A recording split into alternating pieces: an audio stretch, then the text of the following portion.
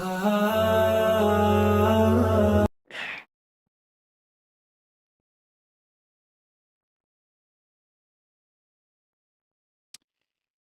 لله رب العالمين. Salatu wassalamu ala Sayyidina Muhammad wa ala alihi wa sahbihi ajma'in.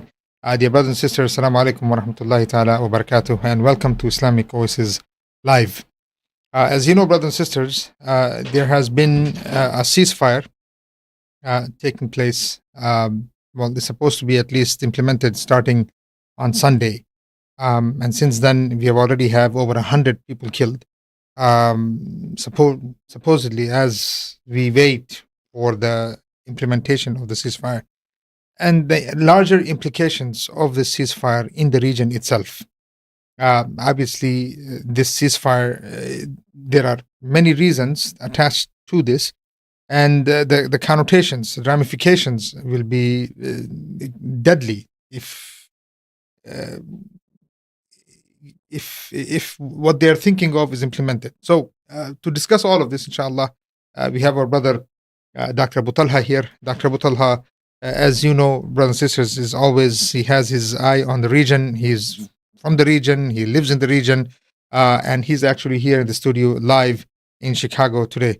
Welcome to Islamic Oasis, Dr. Abu Talha. Okay, assalamu alaikum wa rahmatullah, and thank you, brother Shirazi, for having this session. As always, you are always on top of things and events. Jazakallah khair. Dr. Abu Talha, so ceasefire is supposed to happen Sunday. Over 100, some already killed, waiting for the ceasefire. But why ceasefire now? Well, we know that this negotiations for this ceasefire has been going on for so many months, more than eight months, I think. This since the negotiations began, sometimes in Egypt, sometimes in Qatar, with the help of United States. Every time they come up and they say the Netanyahu Israelis back off, and they have more conditions than they have agreed on. Some other time they blame Hamas for not accepting that. They were going back and forth. So now, since administration is changing in the United States, a new administration is coming up, and this is how United States usually works. When there is a new administration, they ask the previous administration, clean up your mess, clean up everything that you have done, whether it worked or not, finish. Because now the new coming in president, he has a new agenda. He has been given a new agenda. I don't think a president of the United States has his own agenda. Everybody knows that there is something called deep states. There is a Council of Foreign Affairs instead of the State Department. These are the ones who make policies. So they have agenda for him. So he has to start from scratch, from zero. So telling Biden administration, finish it up. So now America had to put its maximum pressure, telling Netanyahu in particular, in Israel, just accept the deal. And this is the deal. No, you must accept that. So there has to be a ceasefire. But that doesn't mean an end of war. And that's a different That's supposed story. to be 46 days. That's 46 or 42 days. 42 days, 6 weeks. During the 6 weeks, they will exchange prisoners, POWs in both sides, number to be released from the Israeli jails, and number of the people who were taken as hostages by Hamas or by Jihad or by other groups, by the fact, not only Hamas and Jihad. There are POWs taken by different factions. So they want to make sure that all of these people are released for 42 days. And then after that, they will begin negotiations for a final ceasefire, if possible, which may or may not happen. But at least for now, this is what the demand of the new coming administration in the United States. Stop the damn war for a while. Let's try to finish with the main problem as far as the Israeli claim that it is. They claim that this is the POWs. Of course, it's not. It's the destruction of Gaza. It's making sure that this place is not livable, making sure that it can no longer be a place where it can pose a threat to the Jewish occupying state. And then there might be some more things in the background. Today I read that Abbas, the PLO, the Palestinian Authority, is already presenting a plan for running the administration of Gaza. So there is something going on in the background. Who is going to be in charge of the new Gaza if the war ends? And what is the status of this entity called Gaza for the final term? So this is not only a ceasefire. It's a ceasefire with a pretext. There is something behind that. Sheikh, so when Muslims in general now, when they're looking at ceasefire, the way it's being presented is that, okay, what did the Zionists get out of this? Even though we understand that this ceasefire is not, I mean, it is just 46 some days or 42 days. Meaning,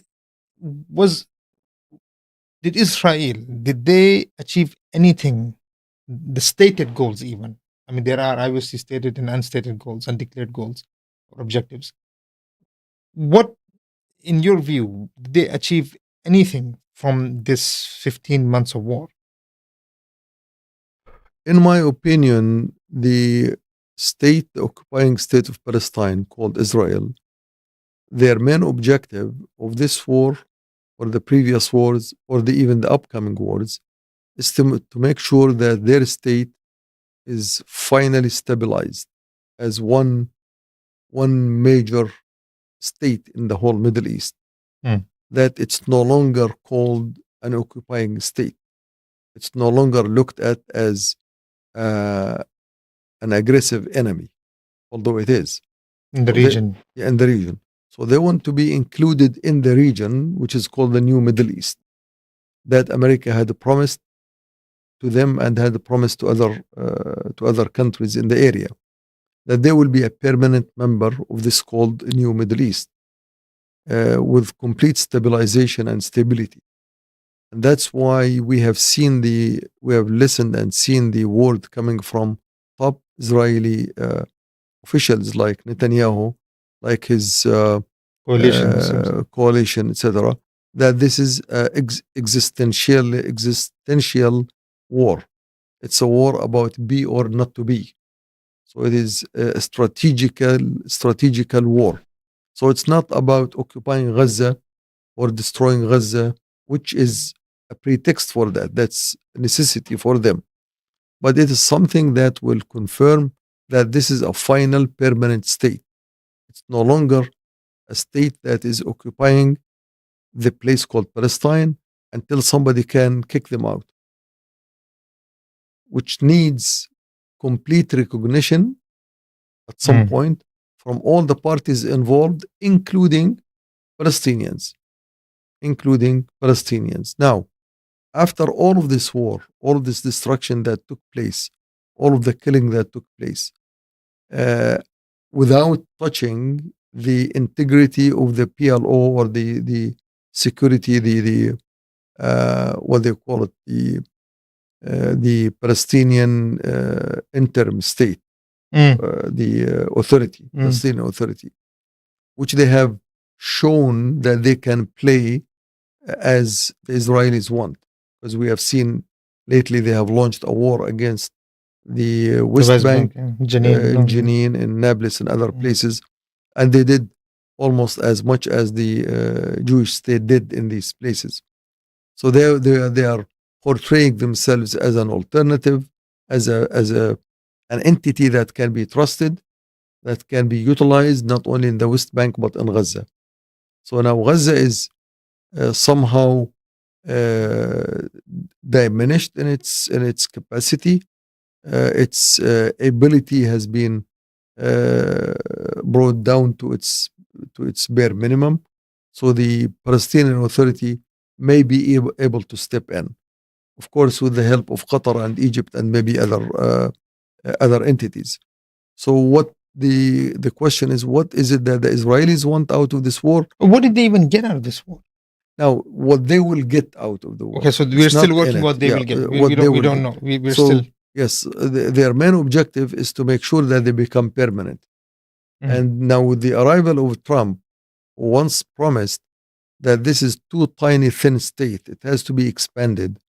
So they have some promises from the new president that he will allow and enable the enlargement of the territory of Israel.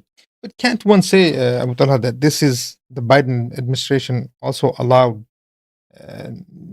Israel and gave it time, let's say? Yes. Well, look, as I said, there is no difference in strategically between Biden and Trump. Okay. Both they play the same rules, which serve American interest first. Both of them.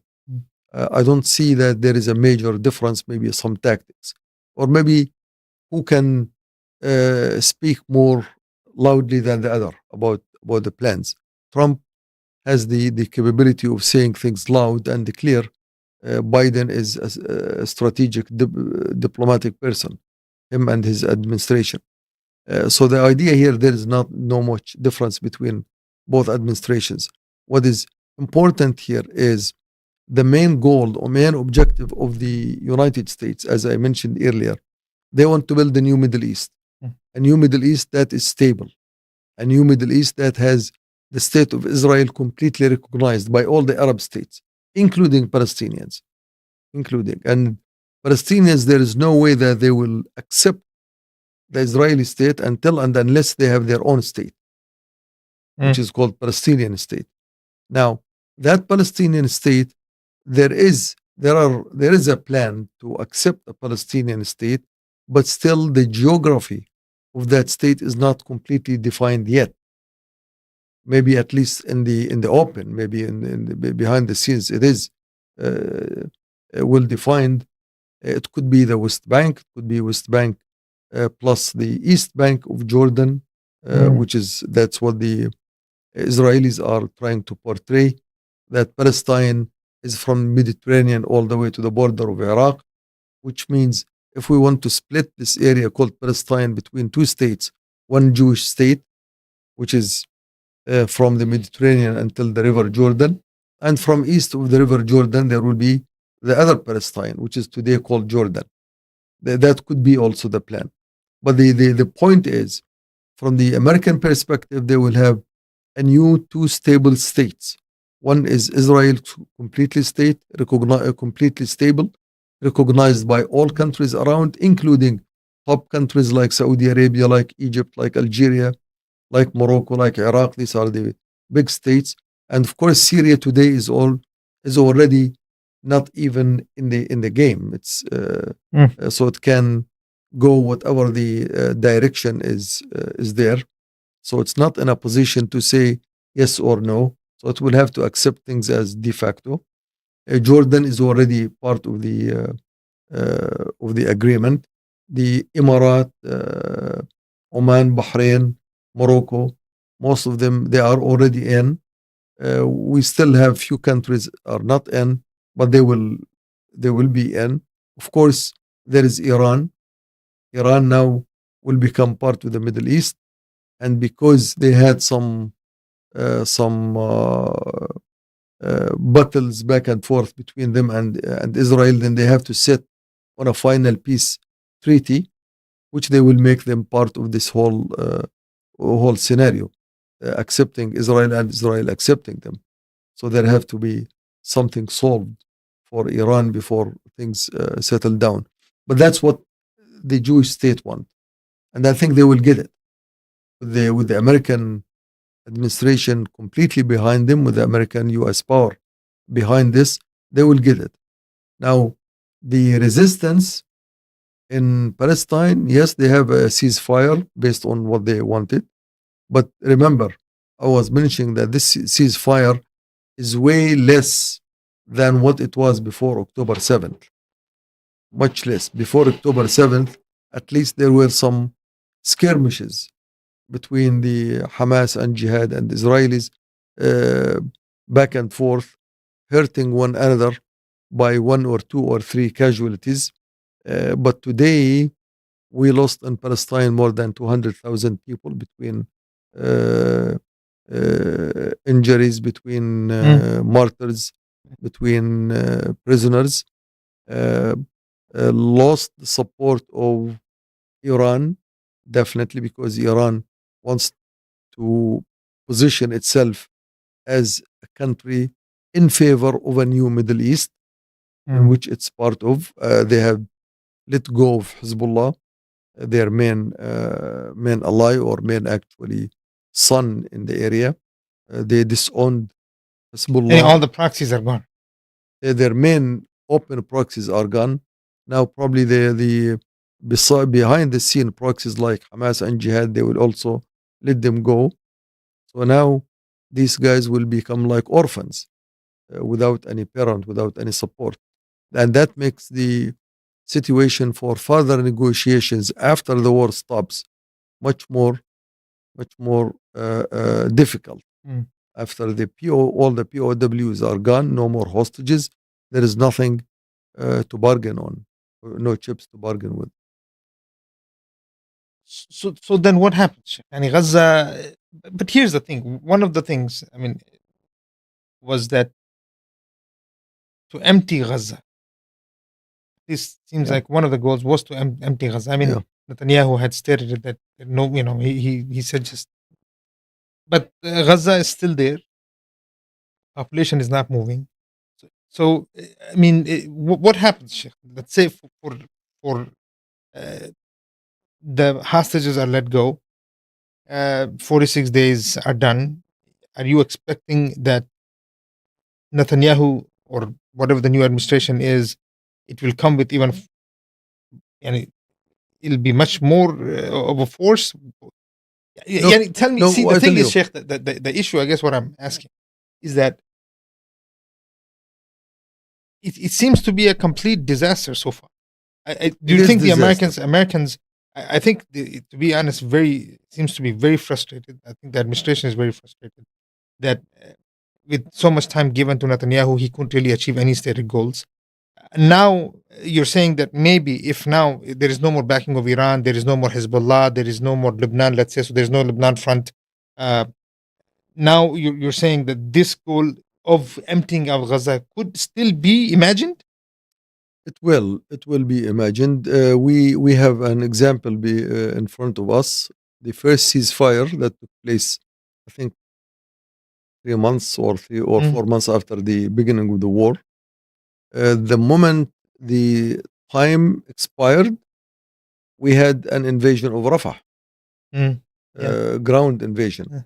The beginning, during the ceasefire, they stopped the fire, they stopped the war, people moved back and forth easily in Gaza. But then the moment that stopped, the army attacked Rafah and started their second invasion of Gaza. And the number of casualties and the killing increased multiple times. So 42 days ends.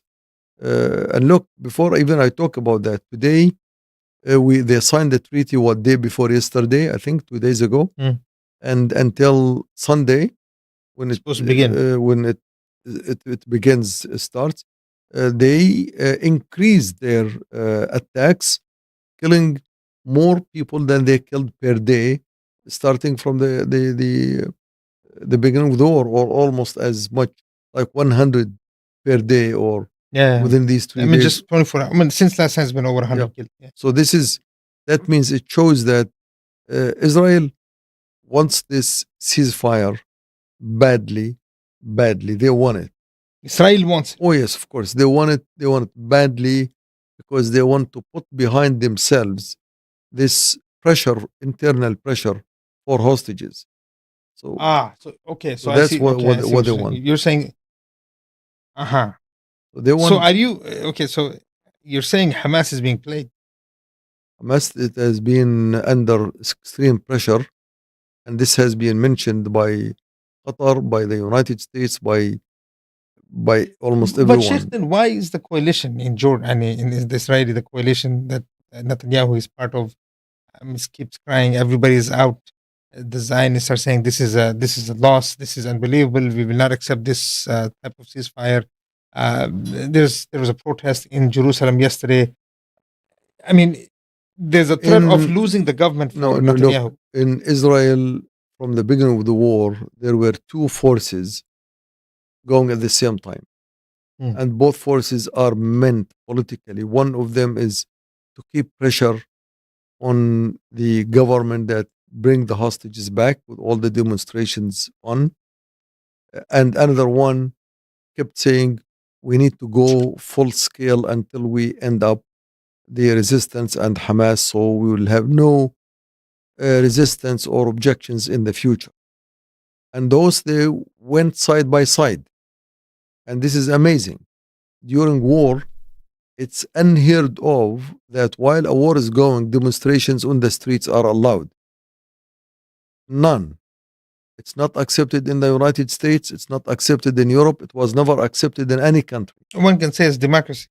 No, once there is a war, there is no democracy. Now, Israel is not a symbol of democracy. That's BS. That's not a symbol of democracy. But that's a play by itself to keep both momentum going on. One momentum is keep saying, achieve the objectives fast and let's get out. So let's understand. So objective is letting go, or at least getting back their hostages. That's an objective. Yeah, but Sheikh, that's an objective. No, that's not real. Look, that's an objective that's allowed to be visible on the streets, which is unheard of. Okay. It's unheard of. But that's a manner just to show that this government is under extreme pressure so that it has to achieve objectives. See, the fact that there are people demonstrating on the streets and we allow them, look, they could have prevented that. Israel is a police state. They can crush these demonstrations just like it's done in any other country. During war, you don't allow any voice against the war. That's not heard of. Why would they allow that? It's not because they are democratic. That's absolutely insane. That's not true. It is because they wanted this type of vision, this type of view on the street, plus the other view of the hawks that they want the war by all means, like Ben Gafir, like. I mean, they're saying something like, if I guess I'm at least some of the politicians are saying that if hostages the government can be reformed or the coalition can come together if the war begins again. So are they saying that the war is going to begin in very middle of the line statements? Yeah. There is no reason after the ceasefire for the war not to continue. And that's why Israelis have objected to any ceasefire that has the term of ending the war. No, but Sheikh, how can Hamas not see this coming? They can see it and they know it. Can see it. But as I said, Hamas has become an orphan. It has started all of that. It's an orphan. It has lost its major backup. It has remained in the area without any real support. So Hamas is in a very, very, very serious, desperate position. And that's what happened. In fact, the statement that Trump made open, that if hostages don't come back before I come into office, I will open hell into the Middle East. That's not easy statement. That's very serious. And over and over. Yeah, that's very serious. Over and over.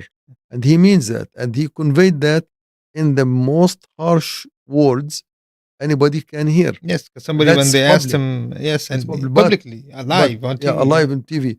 But what goes behind the scenes, it's even worse. It's even worse because they tell them what exactly that means. Because now he says, we'll open the doors of hell. What does that mean? I don't know what that means. But what does that mean, Sheikh? What does that mean? Because from seeing some of the movements in the region, you have Sisi saying statements after statements. My hands are clean. I don't have anybody's money. I don't have bloods on my hand. Uh, some, is this?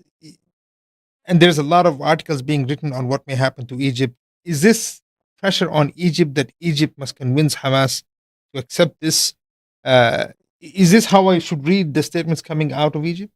No, forget Egypt for a second. What the statement coming I'm from trying Trump, to figure out what hell means. Yeah, hell means it is an open war of technology and weapons that have not been used before.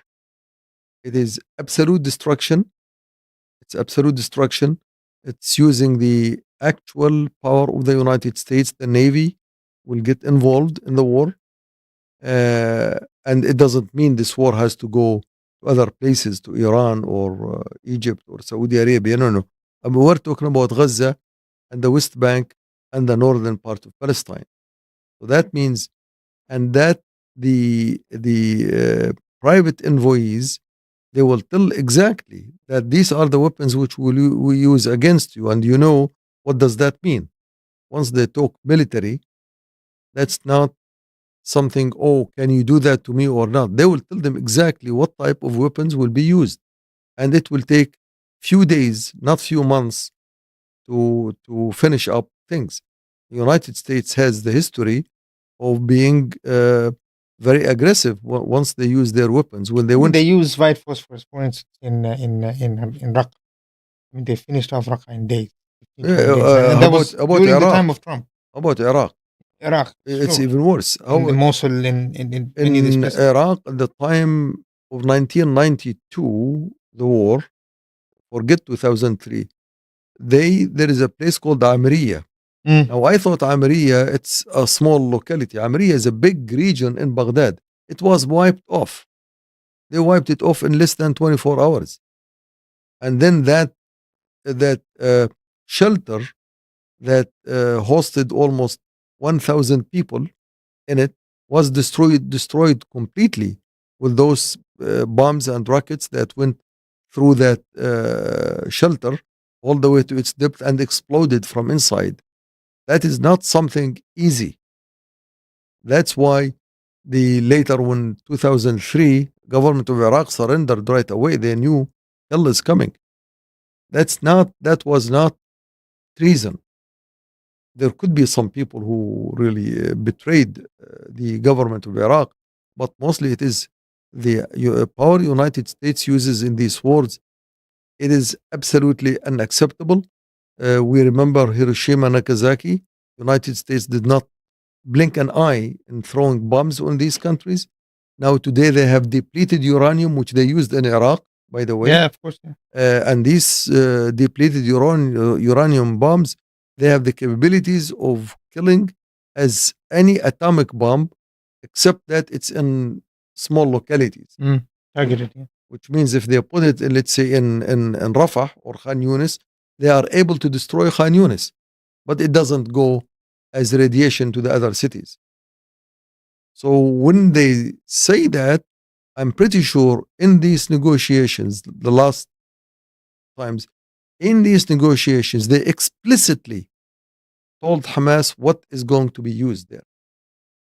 So you better, and in fact, this came out that Hamas was under extreme pressure to accept some of the rules. Now, of course, Israel also accepted withdrawals, but that withdrawals allowed them to be within 700 meters inside the borders of Gaza, which means literally in Gaza. It doesn't matter whether you are 700 meters or 7 kilometers. It doesn't matter. They're saying that they had to pull out from Philadelphia, what they're calling Philadelphia. But what does it take to come back? What does it take to come back? If I still have my divisions, if I still have my arms there, and the whole distance from north to south Gaza, how much? 20 kilometers, less than 20 kilometers. And the width is less than 10 kilometers. But Sheikh, here's the question. So, okay, but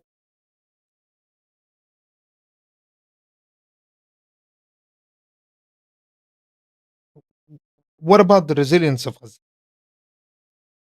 Resilience of Gaza is unmatched. We're talking about people now. People in Gaza, they are ready to sacrifice everything they have. They already sacrificed. I mean, I don't know what else they need to give. That means you are ready to put yourself inside the fire and not surrender. Hoping and praying that they will get help from Allah Azza wa Jal they believe in, which we all believe in, or from the hoping that the Muslim Ummah, Muslim people outside will come to their aid.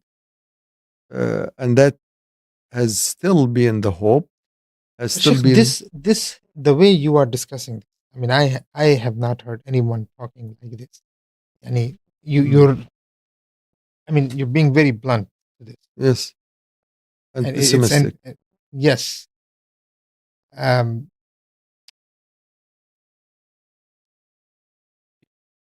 Most Muslims, I don't.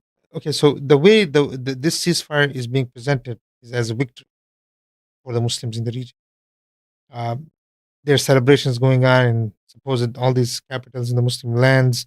Of course, there's a lot also who are pessimistic in the sense that they don't know what this ceasefire means, which obviously but Sheikh, No. the Muslims outside Gaza, Yes, you and I, Muslims in Egypt, Muslims in Qatar, Saudi, Syria, Baghdad, they don't understand what you are understanding. it's irrelevant they understand or not. But what's meaning relevant? if you're waiting for someone to come from outside. No, what I'm telling you, the losers in this whole war is neither Gaza nor Israel. Both are not losers. Everybody has something to claim that he won. The only losers in this war is the Muslim Ummah outside. The losers are especially in Egypt, Jordan, Syria, and Lebanon. And afterwards comes Libya, Saudi Arabia, blah, blah, blah, etc. These are the losers because they let their sons, their children, their brothers die and be absolutely helpless. People died out of hunger. People died out of their disease. People died out of drought. Yeah, frozen from water. And people died under the bombs, of the Israelis' bombs. Those people who are in the war front, they cannot be called losers. They can't. These guys are resisted with all the power they had. And they gave up everything they have. They have given their lives. They have given their lives. They are given their children, their mothers, their parents. Some families are gone altogether. These guys cannot be called losers. No way. These are resilient and they gave everything. But you can't have a war with 200,000 lost people. There is no losers. The loser is the entire Muslim Ummah that let them down. They are the losers. And from my perspective, the ones who are going to be punished by Allah Azza wa Jal, by God on the day of judgment, are not the ones who were in Gaza.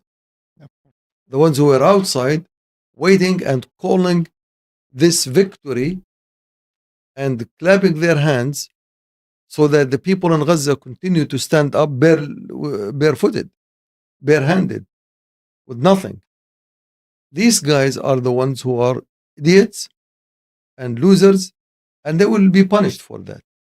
Now, the Jewish state, temporary, they think they have won by killing as many people as they could, because in their history, in their literature, one Palestinian living in Palestine is a loss. That's in their literature. The existence of one Palestinian in Palestine, that's a loss for them, which means killing one Palestinian or evicting one is a victory from their perspective. Now, of course, usually they have done that without losing people. This time they have done with losing their own people, but there is no match between the numbers. How much we have lost in Gaza and how much the Israelis have lost in the war. There is no match. So the Israelis think that they have diminished the power of resistance to its minimum. Maybe they have not eliminated that as they wanted, they thought they want, but they have diminished that to the minimum. They have been able to alienate the support of Gaza from outside, like from Iran or Lebanon, Hezbollah, with these skirmishes that have taken place between them over the last year or so. So that have stopped. So now they let this group of people in Palestine to be lonely. That is to them is a big achievement. But in reality, in my perspective, there is no winner in this war. There is only losers. And the main loser is an entire ummah people who have stood watching and clapping their hands for anything that happens. Let's say it touches a soldier in Gaza. People are clapping because they think it's a victory. That's not a victory. That's you are hurting your enemy. You can hurt the enemy. But the end result, does this lead to the liberation of Palestine? To the removing the occupation? It does not. The Americans. That's the loss. Okay, I have to. So the Americans, they few days before, again, sent another $2 billion worth of. At least this was accepted, and they said, the bill which was passed by the administration. So more this than is 2 very, billion. I think it's about $7 billion. So I'm not sure how much it boiled down to. I mean, it's in the billions. Yeah. Which was very interesting to see at a time that they're calling for ceasefire, but they're saying this type of money still has to be given because obviously for something. Yeah. I guess what happens if okay, hell is breaking loose for Hamas either way.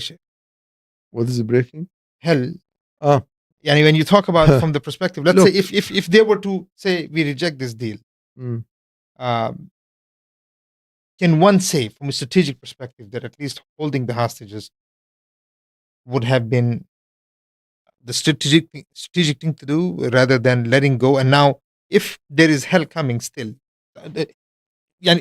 from what you're saying, hell is still coming. Yes, it is still coming. Whether you gave up, you didn't give up. Yeah. It is. But unfortunately, today you would have been in a better. Yeah, unfortunately, I think they have been promised that things will be easier. Okay, so there is. I personally, I would not accept that. I would not agree because I will not trust the Israelis a bit, and I will not trust what the American administration will do or will support. If today Israel will launch a new war against the West Bank or the one more time against Lebanon, United States has no choice but to support it. See, here is the issue. Remember at the beginning of the war, what Biden mentioned? Biden clearly stated, we will stand behind Israel if its existence is under threat. Because if there was no Israel, we should have created that. You will invent Israel. Israel knows that. The Israelis, all the Jewish community in the world, AIPAC, everybody knows that. And they mentioned that explicitly in EU, in Belgium and in France, that we are your front end against the Muslims or Islamic society. We are your first line of protection. So you have to protect us because if we were not here, you would have to face the trouble yourself. That was explicit. So basically, they will bleed for. Yeah, that's explicit. So the Israelis, they know that. And they know that they had been installed in Palestine to be a shield to shield Europe and America from this whole, they call it the barbaric Middle East. Savages. Salvage. Yesterday, Mark Rubio, I think is his name, whatever, the new secretary, he said, what choice does Israel have when you live next to savages? Exactly. That's how they think. Like these savages, if Israel was not there. I mean, this is in his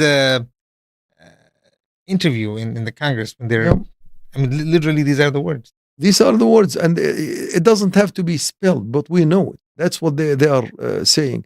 This area called the Middle East, from the time of the Ottoman Empire and before that, Ottoman Islamic State, and before that, had always posed a serious threat to the existence of European countries. It did. The armies were on the border of Vienna, so they remember that. That's history. But that's unforgotten history. So today, Israel plays the role of a shield, that we are there to prevent this from happening. Now, what is the alternative?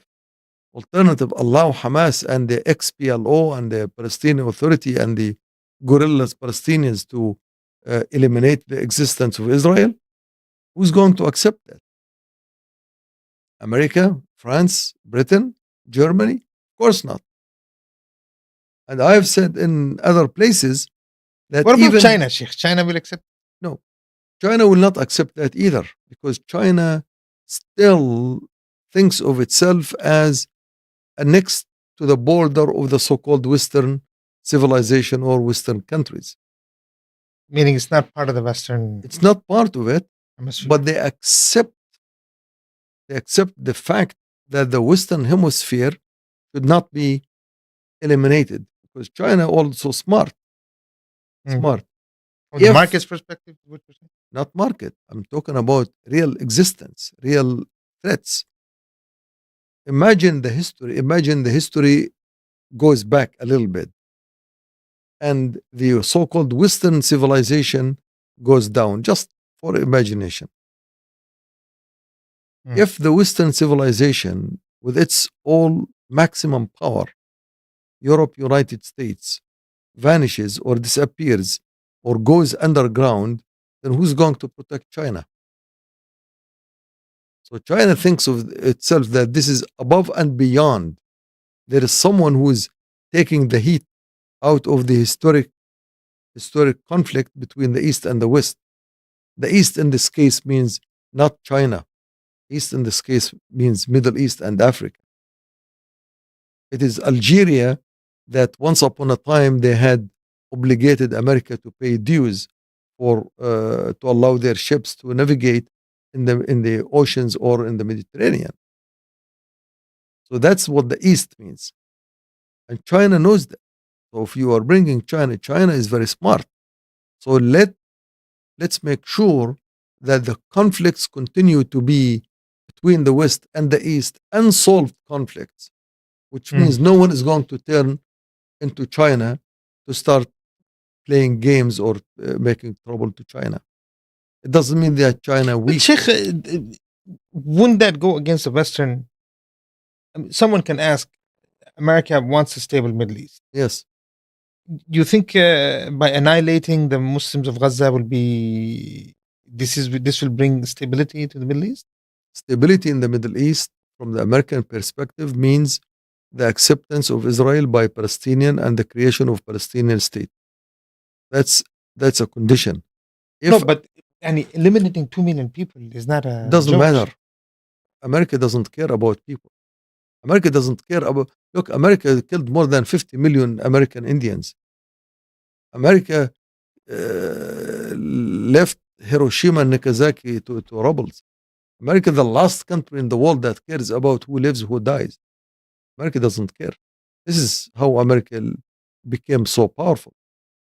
A super state. Sometimes, as a super state, you need to be almost heartless, absolutely heartless, and that's what the mentality here.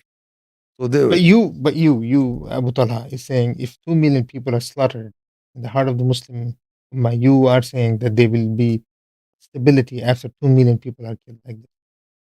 It may not be 2 million. What I am saying, for stability in the Middle East, the way America wants it, And the stability means the following. So remember, because they are ready to allow the price to go as high as not 2 million people, could be tens of millions. The price can be as much as you want, but I want a stable Middle East, because that means what? Number one, the new geopolitical map. A geopolitical map means I will draw a map for countries in the Middle East, and this map shall remain stable as long as we can sustain it stable. Number one. Number two, all the resources that come from this Middle East, oil, gas, minerals, uranium, phosphate, whatever you name it, should continue to flow. To fuel the Western industry, both in raw materials and both in energy, without any interruption, without any need to put extra power or extra money and to spend energy so that we keep this flow of materials. Number three, not to allow a new ideological state to rise in this area, which is Islam. See, Islam, the power of the Middle East can be a powerful, can disrupt not only the regional stability, can disrupt world order. According to Brzezinski, in one of his books, that the only reason America continues to have hegemony in the world and to use its power is the lack of an ideology that can unite large number of people, irrespective of that. He talked about Latin America. There is no ideology in Latin America can bring all Latin America together. He talked about Europe. He said Europe, after the Second World War, they don't even dare thinking about having an ideology that can unite them because they suffered a lot. What else is there?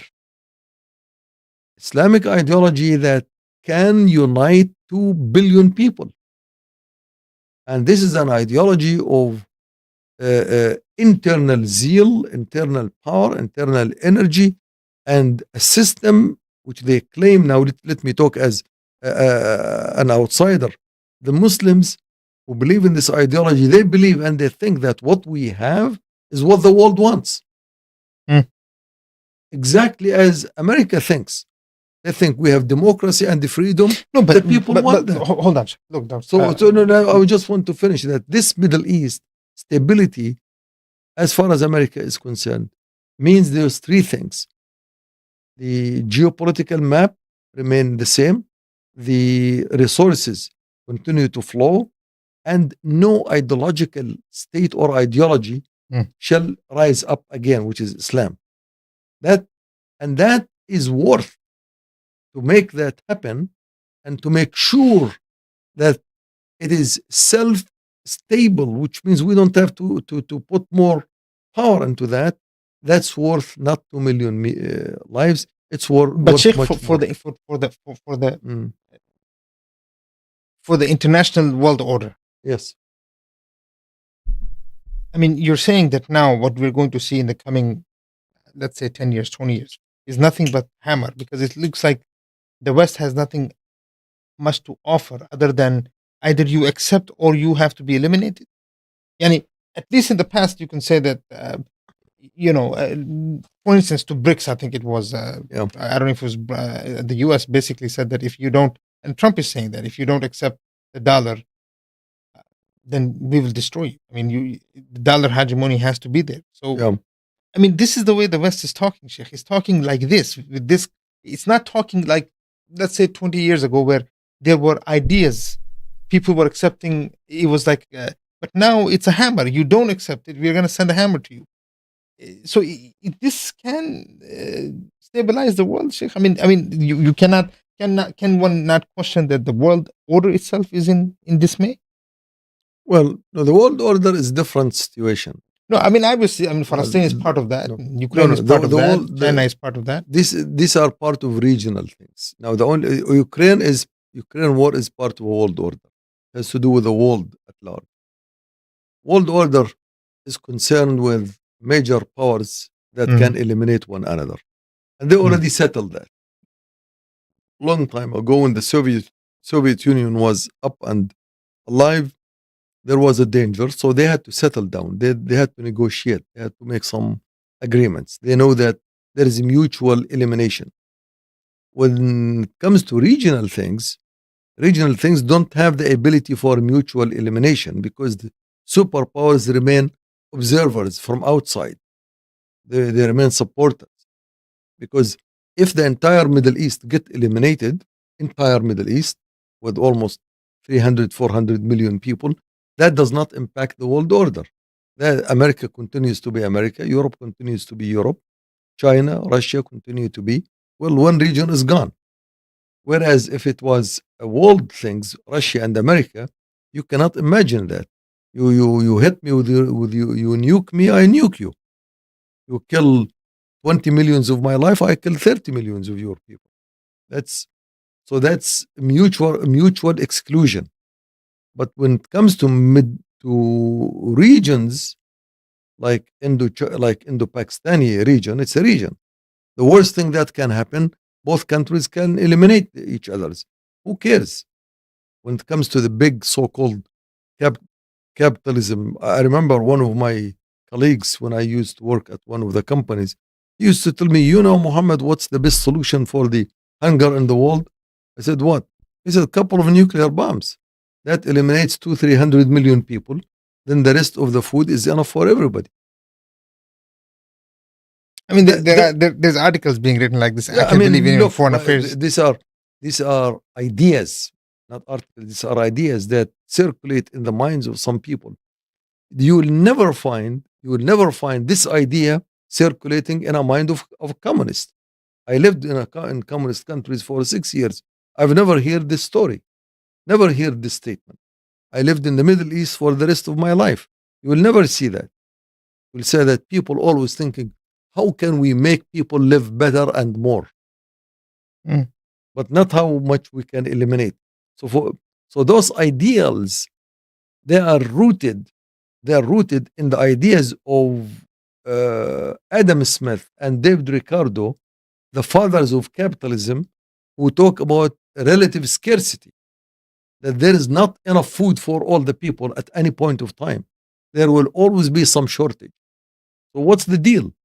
If you cannot produce more, and the more you produce, the less you still have the problem, just eliminate the redundant people. If we have enough food to feed 80% of the people, so might as well get rid of the 20%. They are useless. But that's not the area to discuss that. These are I'm just saying that read it in the ideology. But the point here, look. I mean, there's 2 million people you're talking about, Abu Talha. I mean, I understand you're saying 10 million people they'll get rid of. Fine, they got rid of millions in Nagasaki and Hiroshima. I mean, they can drop but let me tell you. Let me forget America for a second. Hold on, Sheikh. Let me draw another scenario to you, and then you can come back to your thoughts. I like this 2 million. Actually, it's not 2 million. It's 4.5 millions. Yeah, total for the Palestinians. Israelis added West Bank. Yeah, Israelis are 6 million. To them, getting rid of all these Palestinians would be a dream come true.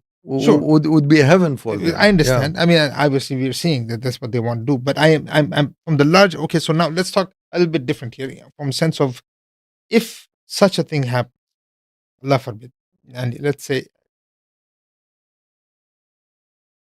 what would be the impact on the Middle East? Now, if you are asking me what do I think that this so-called the stability of a new Middle East from the what the Brookings Institute had and the Americans have will never happen. It will never happen because if they eliminate 2 million people, it doesn't matter. Even if you eliminate 10 million people, it will not happen. What will not happen? The stability of the Middle East as not occur. per American standards will never happen.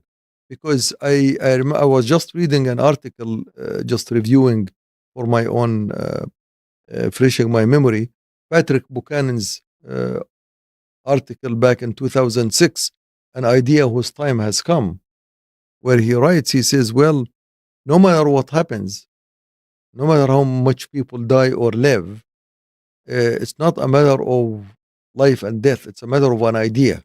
This idea called Islam is a living idea that has overlasted communism, nationalism, Abdel Nasser, Baathism, capitalism, all of these, and continue to survive and flourish. This idea cannot die. This idea will have to be and will be established in a state, in an ideology. It cannot die. And this, if it had to die, this Islamic idea, as an idea of faith, Iman, Allah, God, Muhammad, Messenger, justice, these are ideals. And it would have died all the way through at the time when Mughals they attacked. It would have died through the Crusader wars.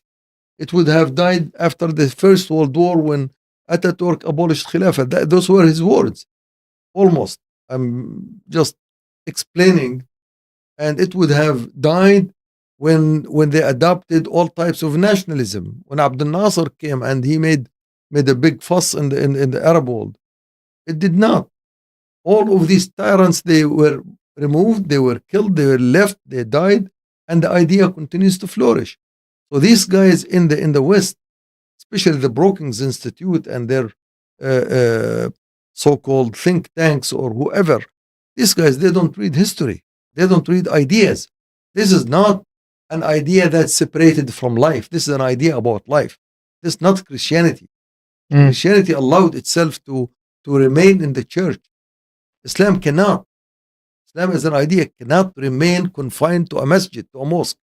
In fact, one fact that many people don't even pay attention to, when people asked about prayer, where should I pray?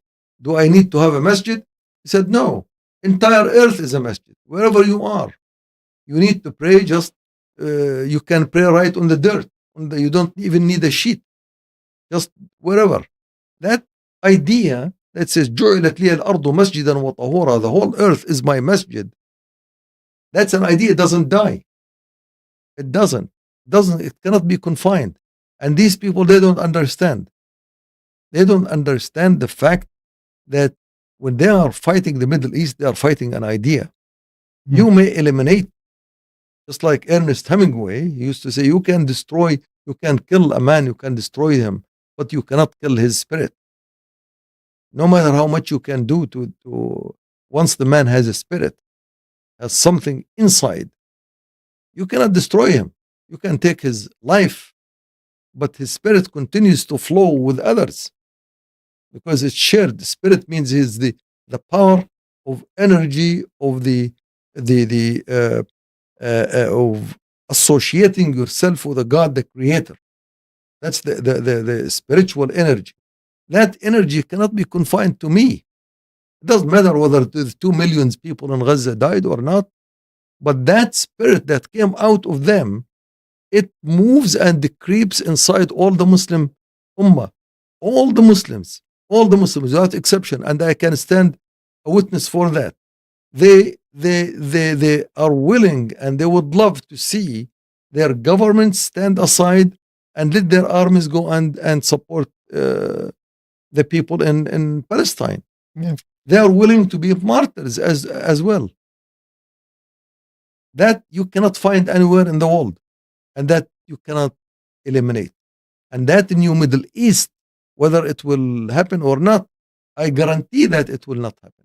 The stability in the Middle East, based on Americans, the stability of the Middle East can happen only if that Islamic spirit becomes the ideology of the land. Then it will be stable. No more death, no more hunger, no more oppression, no more threat from outside or inside. That's stability. That can be stability, can be real stability. That type of stability coming from the Middle East internally with the power of Islam is sufficient to make everybody in the world jealous, to make Latin America jealous, to make Africa jealous. Oh, how is it possible that this area, which has been in a fire for the last 100 years, now out of a sudden it's stable, it's absolutely no turbulence, nothing, no one is complaining, everybody is eating, everybody has power, everybody has a work, everybody is happy. What's going on? What happened? Oh, Islam is in charge. Once that is happens, everybody would be jealous. Even in the United States, they would look at this man. How could they do it? How could it possible that you go everywhere in the Middle East, in the Muslim world, from Indonesia to Malaysia to Morocco to Turkey, everybody is working smoothly. No one is complaining. The courts are empty. Some people, they think that these courts will be filled with people who are stealing and their hands will be chopped off. They will find these judges will waiting, will drinking their coffees and teas. Actually, they will not be drinking no tea, no coffee. Only they can, I'm sorry, the tea is from places in the Muslim world and the coffee from Yemen they drink. They don't need anything from outside. They can sit and be enjoying themselves, waiting for someone to come to complain, and they will not find one. They will barely find someone. You will not find a poor. The only stability that can, and this is for Trump and Biden to listen to, they think they can do stability in the Middle East by force, by power, by eliminating 10 million people. They are wrong. They are mistaken. If they think that the stability they will do because they will eliminate and will not allow Islam to be in charge, they are wrong, absolutely wrong. They are damn wrong. Because the only stability that can come in this area is if to have a just ideology. They don't have what it takes to make it. I mean, they tried their democracy, their capitalism, their all types of isms in the area. We will see what happens. Who is happy? Find me a single person who can write in plain words, I am happy. The only thing he can say, I have money. Oh, you have money. You can be Elon Musk. You have trillions of dollars. Can you claim that you are happy? Can you claim that you are happy by thinking once you die where your money will go? The moment you start thinking about that, you'll be absolutely losing it. You'll absolutely unhappy. You'll be angry. You'll be mad. There is, the inauguration is coming this Monday. Maybe one of the most watched inaugurations in history. It could be. I mean, it's a very interesting time in history. Sheikh, all of the politicians that are leaving, Biden and Blinken and everybody else are giving their final speeches. Their, what they have achieved in the last 4 years. One of the things that Biden said is that the concern that he has for the United States is that it is turning into an oligarchy, and that very few people in the country will be so powerful that they can basically do whatever they want to do. What do you take from this statement that United States? I mean, I remember any oligarchy that was a Russian thing to do. This was the oligarchs, especially when Putin came in power. This was the discussion at all times. I mean, can United States turn like a Russian state? I don't think so. I think these are just words and statements of personal feelings and anger. This is vendetta. Yes, but that does not represent. But you don't see an oligarchy being happening in the United States? Not necessarily. It's look, United States at the end of the day, there is something unique about it. We have to be fair when we talk about ideologies. When United States changed the name or brought the name of administration to the government, so they meant it. It's administrators, like CEOs, chief executive officer, and usually there is a board of directors. Like a company has some administrators who run the company, and the ones who set the policies for the company is not the administrator. Administrator is just want to to achieve that those policies and objectives and goals. He may be as creative as possible. He may be just following whatever regular standards, but to achieve and fulfill policies. So it's a smart system, and there is a board of director, the one who sets policies, goals, strategies, and the outcomes has to be governed and accepted or rejected by someone else. Presidents, Secretary of State, Secretary of Defense, etc. All of these are administrators, executives. They execute orders. Now, it doesn't fit that those board of directors simply they will change their policies and strategies to fit an administrator. It's the other way around. It's the other way around. Now, it's not up to Trump to change those policies set by the board of directors. Some people call them the deep state, but this is not the deep state. This is the directors which are appointed by deep states to run for their affairs and their interest, and to keep America with its hegemony, with its power, with its ability to achieve its objectives with the least obstacles. That's now how Trump would do. It depends on the whole policies that and the strategies that have been set up before him. And during his first term, he was charged with a major objective to bring China to the board. And he failed to do that. When he failed to do that, he was dismissed. It's not because he was bad or good, he could or he could not. Simply the problem he had to solve was very difficult. In math, we call it NP-complete, non-polynomial. It takes forever to bring China to the table. China doesn't want to play politics, period. Then Trump had to sit aside. Let him wait for 4 years or 8 years. It doesn't matter. He has to wait and see if there are new opportunities. There is a new opportunity, they bring him in. Try again. With China or with Russia. He has no other choice. The only two choices available in the world, either China or Russia. Either Russia will become the player or China. Can Russia become? Well, Russia was weakened during the Ukraine war. It did achieve some objectives. It did work for Biden and his administration. It did scare the heck out of Europe. It did bring Europe to its knees. It helped for a while. Now, would Trump continue that, or would he go and try back to China? Did he beg someone in the deep state, please give me one more time, I will try with these Chinese, maybe now I have better ways? Okay, you want to try again? Let's see. If you fail, we will kick your butt one more time. Two last questions. If there are any questions, brothers and sisters, you can post the questions, or we'll take the questions too. Trump is known as a very transactional person. He's a business. He makes transactions. He's not a person that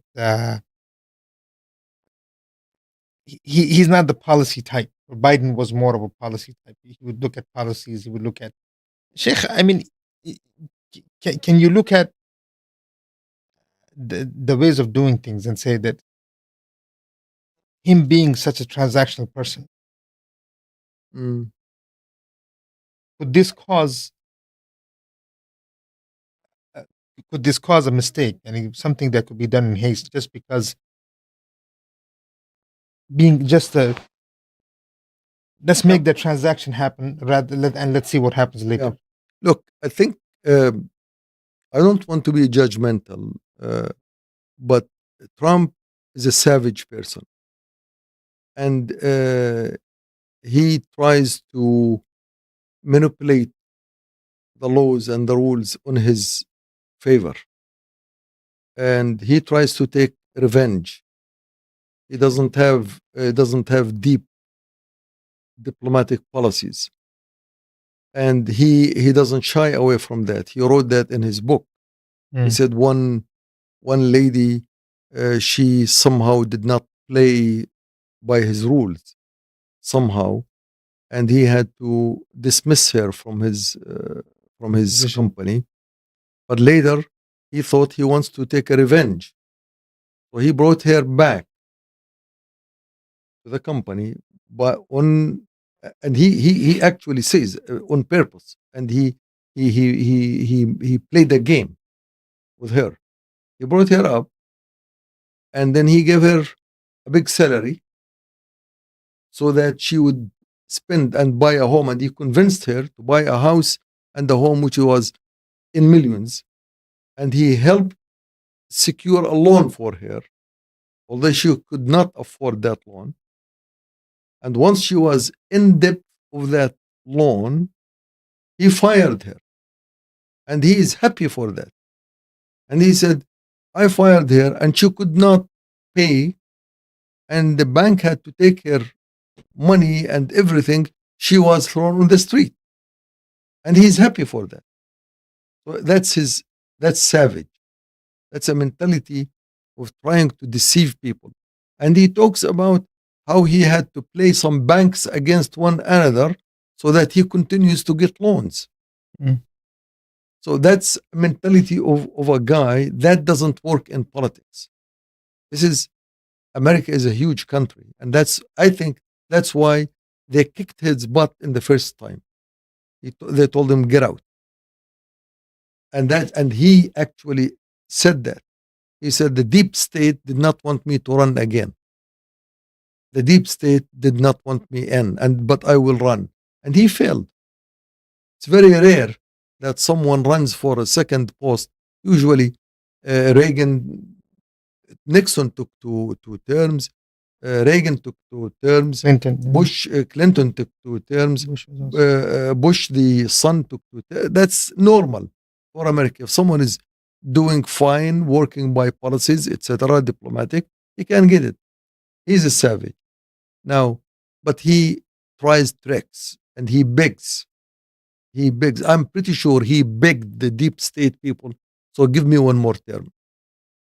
He begged them. He probably bribed them. He paid them. Some people somehow tried to say, just give me 1 more chance, and I will do it. And many people say that his rhythm is much easier than he was earlier. This time, he's calmer. But Sheikh, can that not hurt him when you're talking about dealing with China? It will hurt him again, because he doesn't understand China. China is a country that wants to play trade. China is not a country that seeks confrontation and challenges with the world. China does not want to become a player in a world order that America maintains. China can be part of a world order that it alone can be in charge, and it will make the world much better. Because China does not seek to eliminate people and ideologies and ideas. China seeks to promote your ability to buy. Well, they want people to buy. Yeah, so they will promote your ability to buy. They want the market. That's how they work. But Sheikh, isn't that capitalism? So are we looking at, I know I keep saying the last question here, but are we looking at 2 different sets of capitalistic ideas being in the world today, where you have open markets, still maybe globalization, still maybe NAFTA, NATO type things, and then on the other hand, you have the Americans who are saying none of this works for us. We want complete. I mean, it seems like it's trying to protectionism. I mean, I don't know how you can be a hegemon and be protectionist in this way. I mean, it's going against its own rules that it set up for the last 50 years, Sheikh. Yani, NAFTA, the whole idea that it wanted to promote globalization is no longer there. It wants to insulate itself in some ways. Or are you saying no? It doesn't. No, it will not work this way. This is what Trump is trying to portray. That's not going to happen. America is. And so the idea of tariffs. America did globalization not to take it back. Now they want to manage globalization in a manner to impose some restrictions on China, hoping that China would come to play with them. But China would not. See, China would, I would, I would even bet on that.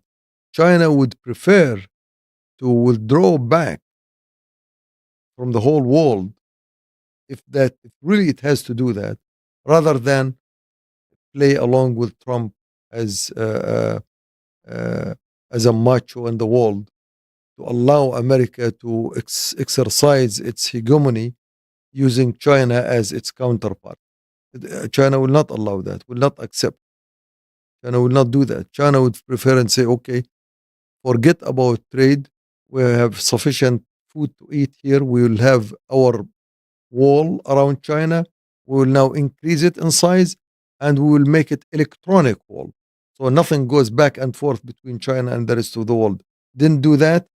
Didn't they do that earlier when they built the so-called the China Wall? What's China Wall about? The Great Wall of China. Yeah. China Wall is about, okay, leave us alone.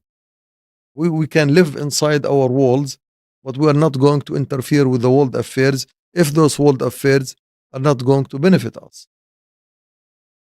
So Trump, if he continues and America continue to seek to play with China to sustain a world order together, the so-called the fake enemy or virtual enemy, and that's Brzezinski wrote in his one of his books, that America no longer can sustain its hegemony in the world without having a partner in the world order, a fake enemy. And he mentioned that America has to always look for an enemy that to play with. Soviet Union was, but now in this case, China is a real enemy. China will become a real enemy. Yes, I mean, so far the Americans have created their own enemies, yeah. and played both sides. Yeah, and that's not in favor of America. Final thoughts, Abu Talha, regarding. Let's go back just a little bit, just because we started on this issue, and the whole point was discussion on the issue of ceasefire. And message of hope. I mean, what must be done? Look, issue of Palestine. Palestine means Israel was created in Palestine in 1948, was granted Palestine in 1917 by Balfour Declaration. The League of Nations mandated that Britain, which has a mandate over Palestine, will enable Jewish migration into Palestine so that it will create a state for it. So this is history. And I will repeat this again. And when the Second World War started, some of the Zionist groups, they visited Hitler's office, and they pushed him and asked him to make whatever it takes during the Second World War so that Jews can migrate to Europe. I mean to Palestine. And get out of Europe. And then the whole Holocaust issue started. Whether it's real or not, that's a different story. But that enabled big migration. So that's what happened. And on top of that, United Nations in 1948 immediately recognized the existence of Israel as soon as Britain withdrew out of Palestine. And they ordered all Arab armies to leave and allow this state to exist. And later on, the United States, Britain, and France, they pushed all their power for Egypt, Jordan, and other countries to recognize Israel. Meaning what? Meaning that the hope to reverse this whole issue must be reversed, going back all the way to before 1917, all the way back to the Ottoman states, when the Caliph Abdul Hamid said, only on my dead body Jewish will be allowed to migrate to Palestine or to create for them an entity. In other words, the hope for Palestine is the return of someone like Abdul Hamid, the Ottoman Khilafah. That's the hope for Palestine. and to unite Muslims and Arab countries, at least in the area, under the banner which is similar to the banner of Abdul Hamid, banner of Khilafah. That's the only hope. Otherwise, as Abdul Hamid said, if Khilafah is destroyed, then you take Palestine for free.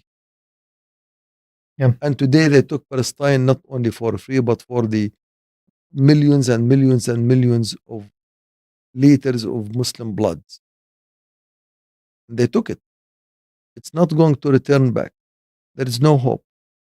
Absolutely. Anyone who thinks that Palestine will be one more time becomes Palestine without the return of Abdul Hamid as a Khalifa, or even yet better than Abdul Hamid, Umar, the one who liberated Jerusalem first place, is mistaken, is dreaming. You can fight as much as you want. You can resist as much as you want. You can be as Hamas or more powerful than Hamas or Jihad million times, which is possible. You have in Palestine 4, 5, 6 million people. All of them are wearing their coffins as martyrs. That will not liberate Palestine. What will liberate Palestine is the return of Islam, not only because it liberates Palestine, but it liberates Jordan first, and liberates Syria and Egypt. Liberate them from traitors, from people who supported the existence of Israel in Palestine. Without liberating these countries from regimes that serve the interest of Britain since the collapse of the caliphate in Istanbul, in Egypt, Jordan, Syria, Iraq, etc., without liberating these countries from these alien regimes, there is no hope to liberate Palestine. Inshallah, with that, again, Jazakallah khair, Dr. With that, we'll end this program, brothers and sisters. There is, of course, I think you heard him saying that. I don't want to repeat it again, but without Sultan Abdul Hamid, there is no hope. And so I think the Ummah is looking at all of these things. I think the Ummah is watching what's happening, and the blood of the Muslims in Gaza and Kashmir and everywhere else flow. And I think these are all indicators with the frustrations that we see in the Ummah. The Muslim Ummah is moving forward in at least understanding and thinking and trying to figure out how to end this oppression and this darkness throughout the Muslim lands and throughout the world. Jazakumullah khairan for watching. Inshallah, see you next time. Assalamu alaikum wa rahmatullahi ta'ala wa barakatuh. Jazakallah khairan. Alaikum assalam, jazakallah khair.